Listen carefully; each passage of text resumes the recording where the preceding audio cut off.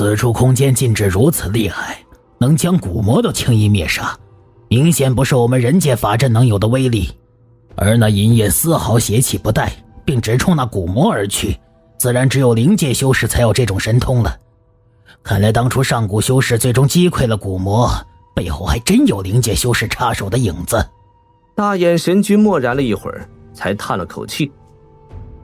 前辈的意思，此处空间的主人认识灵界的修士？应该不错吧，这里面应该是上古时期赫赫有名的灵妙园遗址了。听说上古时期有大神通修士可以借助一些宝物，开辟出灵气远胜人界的狭小空间，当作药源使用，专门培养各种灵药，当然数量非常稀少。但后来好像又出了什么变故，所有灵妙园都突然从记载中消失得无影无踪，以后的修士再也无法找到其中任意一座了。没想到这座坠魔谷中就有这么一座，只不过这座灵妙园似乎出了什么变故，竟然被硬生生地分裂成了数块的样子，这里应该就是其中的一小部分。灵妙园，我以前在典籍中倒是看到过有关记载，但一直以为是一些谣传，没想到竟然有这种东西存在。韩立口中喃喃，目光情不自禁地再次向四下张望一番，但片刻后，他的目光落在了几件魔魂遗留的法器上，心中一动，冲那些漂浮在空中的东西一点，顿时这几件宝物全化为了几团灵光，飞射入了其手中。匆匆扫了一眼，韩立就眉头一皱，脸上露出了几分惋惜之色。这几件宝物先经魔气污秽，后又被银色火焰炼制，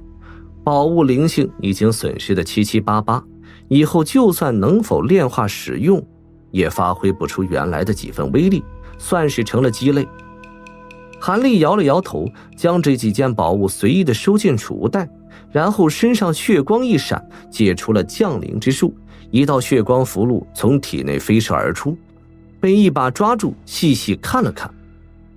看来顶多再使用一次，这降灵符使用的次数还真是不多。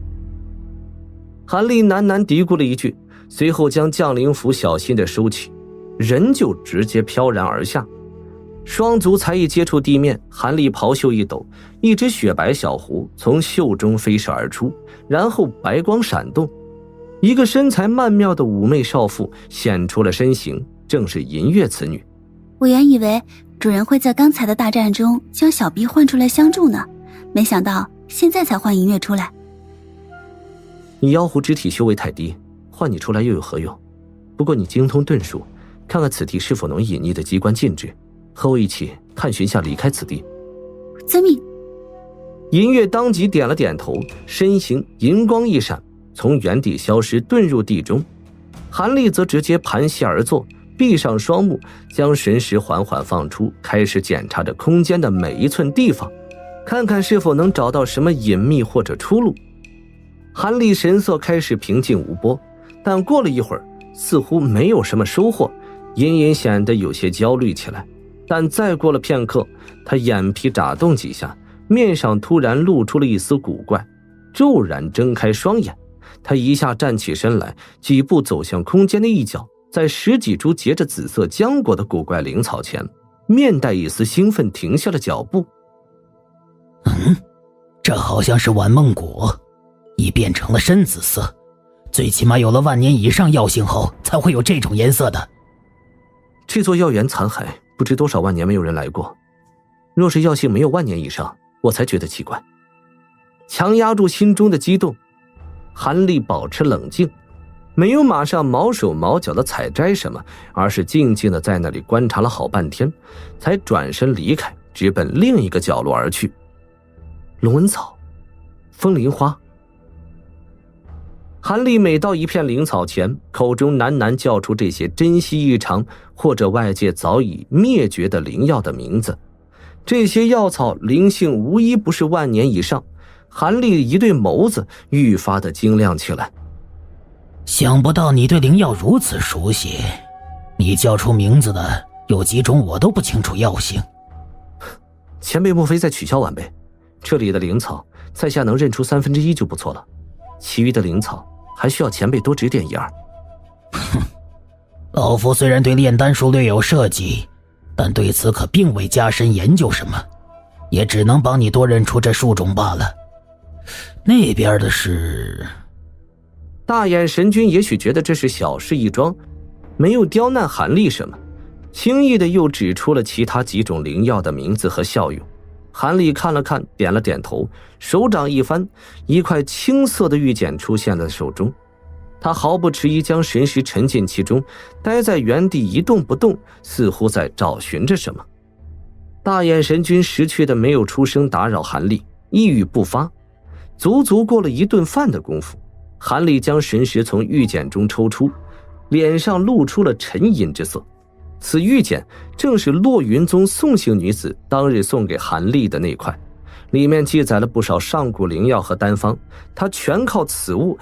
才能在药园中辨认出如此多的灵草灵木。但刚才韩立仔细看了一遍，这些上古丹方里面仅有一种可以马上配齐材料加以炼制，其中一部分材料是这些刚刚辨认出的上古灵草，另一部分则是他在边界赌战和同登古堡赎金中的内得到的材料，才勉强凑齐这叫做降云丹的炼丹原料。据丹方上所讲，这种上古灵丹即使在蛮荒时期也是一种难得一见的精进修为丹药，对韩立这名元婴初期修士来说，药性甚至有一些浪费，过于霸道，最佳的服用境界应该是进入元婴中期，那才更加合适。元婴初期服用降云丹，不但要浪费部分药性，还要承受经脉膨胀甚至撕裂的强烈痛苦。除了这降云丹外，还有一种叫做血破丸的灵丹，也有希望可以炼成，因为此种丹药的主要材料从这药园中的灵药和原先材料中就可凑齐8、9成，还欠缺的数种材料虽然真心难寻，但在外界却有机会得到。这血破丸虽然不是精进修为的丹药，却是一种让寒冰属性功法修士修炼凡人寒冰之力更进一层的辅助灵药。丹方上对此灵丹效果只是简单的一句带过，并没有详细说明。不过需要如此多珍贵材料才能炼制成的丹药，肯定非同一般才是。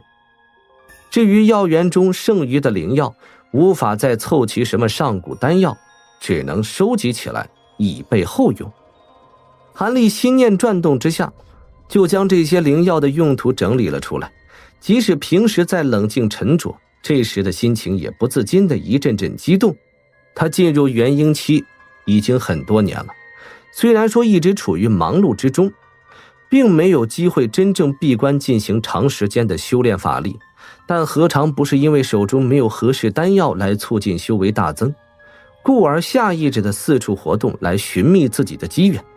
现在看来，这番辛苦还真没有白费，自己的机缘还真的到了。若是这降云丹的药效真像丹方上说的那么神奇，此地灵药数量足可以将他修为推进到初期顶阶，然后就可以尝试突破瓶颈来进入元婴中期。更何况将这些灵药采摘一些回去移植，还可以继续用绿叶进行催熟，此后降云丹的数量就可以源源不断。至于那冰破丸，对他同样大有用处的，毕竟炼化的乾蓝冰焰和紫罗天火可都是极寒的神通，正好用此丹药来促成其威力。韩立心中既定完毕，长长的出了一口气，脸上难得露出欣喜的表情。若一切真像他计划的这般，那他此次闯坠魔谷总算是没有白冒奇险。毁坏的各种宝物和傀儡与此相比就显得微不足道，唯一让他还有些牵肠挂肚的，自然是那2口丢失的掺入了庚金的飞剑。不过这2口青竹风云剑都是他的本命法宝，在主人未曾身亡之际，倒也不怕被谁强夺了过去，大不了出去后花费些心思再去将飞剑寻回，应该不是多困难的事情。韩立并不知道飞剑落入了另一只古魔手中，自然是想当然的思量。韩立不再多想，单手往储物袋中一拍，10几口大小不一的玉盒从袋中飞射而出，一一悬浮在身前。韩立当即一躬身，开始小心地移植种下的灵草。一等此种灵草中的一株移植进某只愈合完毕，他并不急着收取其他相同的灵药，而是带着种愈合去相邻的另一片要地。不管是认识的还是陌生的灵药，韩立全都打算不放过，先移植好一株再说，好等以后出去此空间，仍能将这些灵药继续催熟使用。不过等韩立真按此打算做了一遍之后，脸色却沉了下来，变得很难看。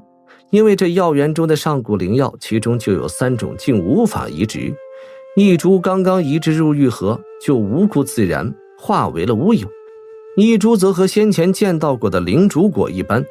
一离开原来的种植之地，立刻枝叶枯黄，失去了药性。最后一种灵草则更加离谱，才一碰到其根部的泥土，那灵药就瞬间如同受了惊吓，溶解消失，化为一滩液体留在了原地。韩立心中自是大为懊恼，不是说这世间不可移植的灵药并不多吗？这小药园的一角就出现了3种。最让韩立郁闷的是，其中一种灵草赫然是炼制降云丹的主要材料之一，这可是一个糟糕透顶的消息。围着赤红似焰的那些火红小草转了数圈之后，韩立脸色阴沉似水，忽然想起了什么，略微迟疑了一下，伸手往怀内一阵抚摸，竟摸出了一个非金非木的绿色小瓶出来。正是韩立视若珍宝的神秘小瓶，此瓶一般情况下都被韩立用秘术贴身藏好，除非身死，否则绝对无法被别人发现抢走。这是什么？哦，没什么，一件法器罢了。韩立看似回忆了一句，然后一只手平托小瓶，另一只手则平静地将瓶盖打开，结果盖子虽被打开了，却什么异象都没有。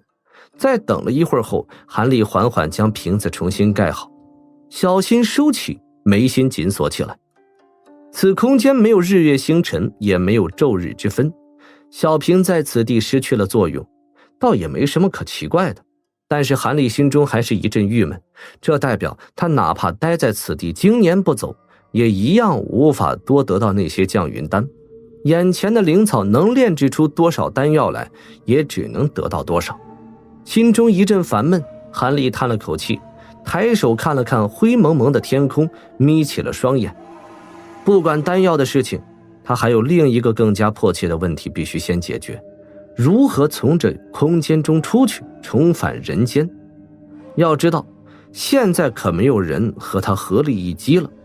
而刚才他已经用神识探测过四周四壁，四周的空间并没有哪块不稳或者有什么异样，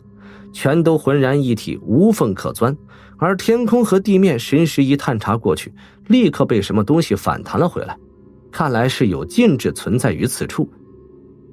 地面银月已经使用土遁术潜入进去细细查看，他唯一要探寻究竟的只能是上边那层灰蒙蒙的云层，这一处地方。可魔魂才刚被那可怕的禁制击杀在眼前，韩立自然不愿意轻易触动此禁制，给自己惹下什么大麻烦。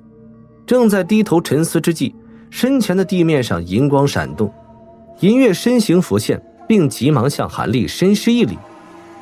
主人，小婢已经查过地下的一切了，下方虽然有一个禁制，但已经残缺不全。小婢顺着缺口深入地下，找遍了各处，没有发现任何异常之处，恐怕让主人失望了。哦，没什么，地下原本就不可能有什么太多漏洞。韩立神色不变，缓缓点了点头，抬头看向天空。主人打算去空中探寻？四周和地面都没有什么漏洞，也只能是冒险到上面看看。既然那银色火焰只灭杀古魔，此禁制虽然厉害，但对人类修士应该无大碍才对，不会有什么事的。否则我们难道真要在此苦守一辈子不成？韩立异常果断，随后身上青光闪动，人就向空中漂浮而去。